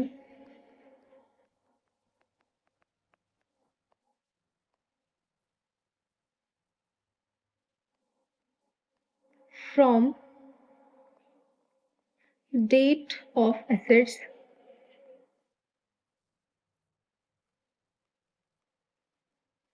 ready for use। हमने यहाँ क्या देखा कि हम कैसे डिसाइड करेंगे कि हमें कब से अपना डेप्रिसिएशन लगाना स्टार्ट कर देना है, जब से रेडी फॉर यूज़ हो जाए हमारी मशीनरी। फॉर एग्जांपल यहाँ पे हमारी एक मशीनरी है, हमने 1 मार्च को खरीदी, लेकिन परचेज किया हमने यहाँ पे, और हम यूज़ कब से कर रहे हैं उस मशीनरी को, 1 मई से। तो अब जो इसका आइडियल टाइम था यहाँ पे, हमने कुछ टाइम यानी कि 2 महीने हमने इसको यूज़ नहीं करा। हमने 2 महीने इस मशीनरी को यूज़ नहीं करा, तो अब हमें बताना है कि हम जब डेप्रिसिएशन लगाना स्टार्ट करेंगे वो हम कब से लगाना स्टार्ट करेंगे, जिस तारीख से हमने परचेज करी है या जिस तारीख से हमने उसे यूज़ करना स्टार्ट करा है। तो इसका हमेशा हमें याद रखना है कि डेप्रिसिएशन लगना स्टार्ट हो जाएगा द डेट ऑफ परचेज से, यानी कि जैसे ही वो रेडी टू यूज़ है, यहाँ पे हमने परचेज कर लिया, हम उसे रेडी टू यूज़ में ले सकते हैं। लेकिन हमने क्या करा, हमने नहीं लिया, हमने 2 साल का वेट किया, उसके सॉरी हमने 2 महीने का यहाँ पे वेट किया, और उसके बाद 1 मई से उसको यूज़ किया। तो हम यहाँ पे यूज़ करने वाली डेट से डेप्रिसिएशन नहीं लगाते, जिस डेट पे हमारे पास मशीनरी है हम उसी पे डेप्रिसिएशन लगाते हैं। तो डेप्रिसिएशन फ्रॉम दिस डेट, इस डेट से हमारा डेप्रिसिएशन लगना स्टार्ट हो जाएगा, इस डेट से नहीं। क्लियर। अब हमारा नेक्स्ट टॉपिक है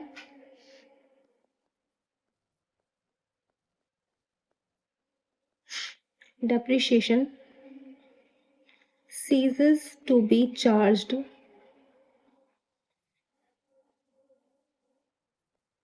when। यहाँ पे ceases मतलब क्या होता है, put to end, मतलब हम क्या करें, हमें डेप्रिसिएशन खत्म करना है। और वो हम कब खत्म कर पाएंगे, जब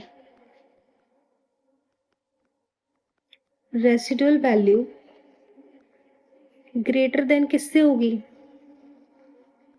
कैरिंग अमाउंट से। तो उस टाइम हम क्या करेंगे, हम डेप्रिसिएशन लगाना बंद कर देंगे। इसका एक एग्जाम्पल हम देखते हैं, हमारी कॉस्ट है 10 लाख, जिसकी हमने रेसिडुअल वैल्यू निकाली है 3 लाख। तो इसका मतलब क्या हो गया, डेप्रिशिएबल अमाउंट कितनी हो जाएगी हमारी, 10 lakh minus 3 lakh equal to 7 lakh. अब देखा जाए, 7 लाख का ही हमारे ऊपर डेप्रिशिएशन लगेगा हर साल। तो जो हमारी कॉस्ट 10 लाख थी, हमने पहले साल इस पर डेप लगाया, और वो डेप आया हमारा 2 लाख। अब हमारी बुक वैल्यू कितनी बची, 8 लाख। हमने फिर डेप्रिशिएशन लगाया इस पे, और अब लगा हमारा 3 लाख का। अब हमारी कितनी बची, 5 लाख। हमने फिर इस पर डेप्रिशिएशन लगाया 3 लाख का। अब कितनी बची, 2 लाख। और ये हमारी क्या हो जाएगी, कैरिंग अमाउंट। अब हमने क्या पढ़ा था कि हम अपना डेप्रिसिएशन लगाना कब बंद कर देंगे, जब हमारी रेसिडुअल वैल्यू ग्रेटर देन होगी कैरिंग अमाउंट से। हमारे यहाँ पे रेसिडुअल वैल्यू कितनी है, 3 लाख, जो कि ग्रेटर है किससे, कैरिंग अमाउंट से। कैरिंग अमाउंट कितनी है, 2 लाख। तो क्या ये पॉसिबल है ऐसे करना? यहाँ पे हमने कितना डेप्रिसिएशन लगा दिया टोटल, 2, 3 और 3, यानी कि 8 लाख का डैप लग चुका है। लेकिन हमें डैप लगाना कितना था, 7 लाख का। लगा कितना, 8 लाख का। तो क्या ये अलाउ है या नहीं? नहीं, ऐसा बिल्कुल करना अलाउ नहीं है। हम ऐसा कभी नहीं कर सकते कि हमारा रेसिडुअल वैल्यू ज़्यादा हो किससे, कैरिंग अमाउंट से। अगर हमारी रेसिडुअल वैल्यू में 3 लाख है तो हमारी कैरिंग अमाउंट भी 3 लाख आनी चाहिए। कभी भी ऐसा नहीं होगा कि कैरिंग अमाउंट रेसिडुअल वैल्यू से कम होगी। तो ये फॉर्मूला जो ये मेथड लगा है ये बिल्कुल गलत है। हम इस क्वेश्चन में ऐसा बिल्कुल भी नहीं कर सकते कि हमारी लास्ट में रेसिडुअल वैल्यू 2 लाख आए और हमारा 8 लाख का डेप्रिसिएशन लग जाए, जबकि हमने कैलकुलेट करा था हमारा डेप्रिशिएबल अमाउंट जो था वो था 7 लाख, और हमें वही दिखाना पड़ेगा अपनी बुक्स ऑफ अकाउंट्स में। हम इसमें कोई चेंज नहीं कर सकते। ये पूरी जो कैलकुलेशन है, इस टाइप की कैलकुलेशन हम कभी नहीं करेंगे, क्योंकि हमारे क्या होगा, हमारी जितनी रेसिडुअल वैल्यू निकली है हमें अपनी बुक में उतनी ही स्क्रैप वैल्यू और इतनी ही रेसिडुअल वैल्यू शो करनी ही पड़ेगी। ये कंपलसरी है इसका। और इसमें एक लास्ट पॉइंट आता है हमारा, एक छोटा सा, land is not depreciated. Land कभी डेप्रिशिएट हो ही नहीं सकती, और इसका रीज़न ये रहता है, डेप्रिशिएशन उस चीज़ पे लगता है जिसकी एक लाइफ का एंड हो। और लैंड का क्या होता है कि उसकी यूजफुल लाइफ कितनी है, unlimited. Useful life of land is unlimited, इसलिए उस पर कभी भी डेप्रिशिएशन नहीं लगेगा। अब देखते हैं हम हमारे मेथड्स, हम कैसे कैसे अपने डेप्रिशिएशन को कैलकुलेट करते हैं as per accounting standard 10 revised, जो हमें हमारे कोर्स में दे रखे हैं। पहला होता है स्ट्रेट लाइन मेथड, दूसरा होता है रिटन डाउन वैल्यू मेथड, और एक होता है units of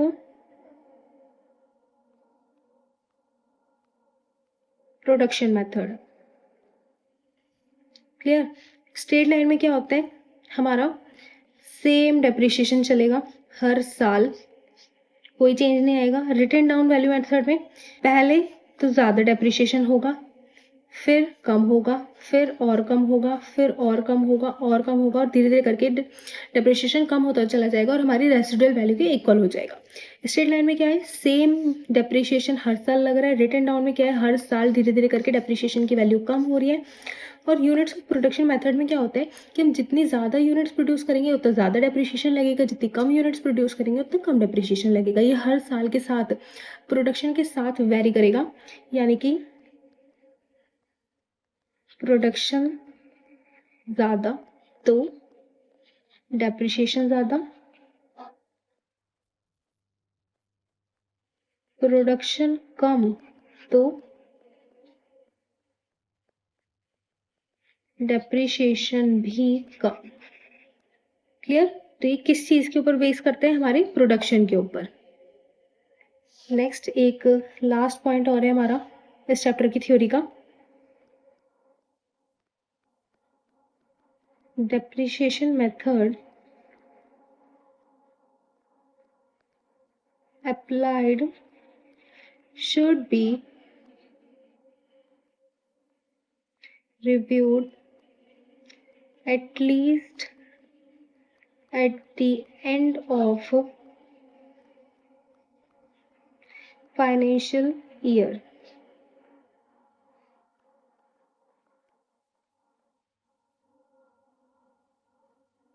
In case of change in estimate, account it as per accounting standard 5. यहाँ पे क्या देख रहे हैं हम, यहाँ पे देख रहे हैं कि डेप्रिशिएशन मेथड हम जो भी अप्लाई कर रहे हैं उसको हम रिव्यूड करेंगे हर साल के लास्ट के फाइनेंशियल ईयर में। अगर इन केस हमारा एस्टिमेट चेंज हो रहा है तो हम क्या करेंगे, उसको भी हम शो करेंगे। फॉर एग्जाम्पल, एक बंदा है यहाँ पे और वो क्या एस्टिमेट लगा रहा है कि मेरे पास ये एक मशीनरी है M1, ये मशीनरी कब तक चलेगी? 10 ईयर्स। ये इसने आज प्रेजेंट में एस्टिमेट किया कि भाई मैं ये मशीनरी परचेज करके लाया और ये कम से कम 10 साल तक चल जाएगी आराम से। अब क्या होता है, आफ्टर 1 ईयर सेम यही क्या कर रहा है, फिर से एस्टिमेट लगा रहा है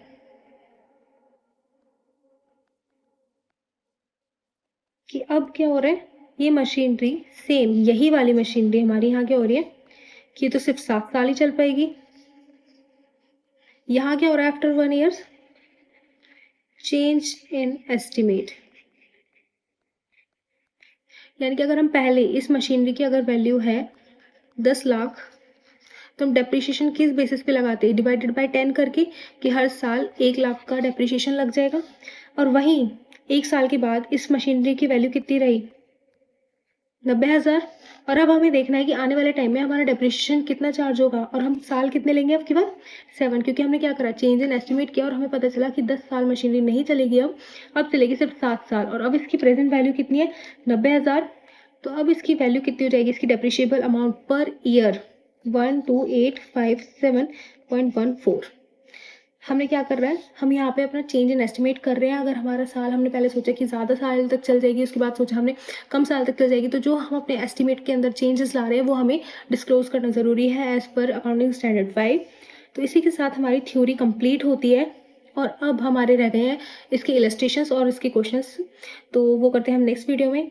अगर किसी भी स्टूडेंट को किसी भी टाइप की कोई भी प्रॉब्लम आ रही है तो प्लीज़ कमेंट सेक्शन में ज़रूर बताएं। Thank you.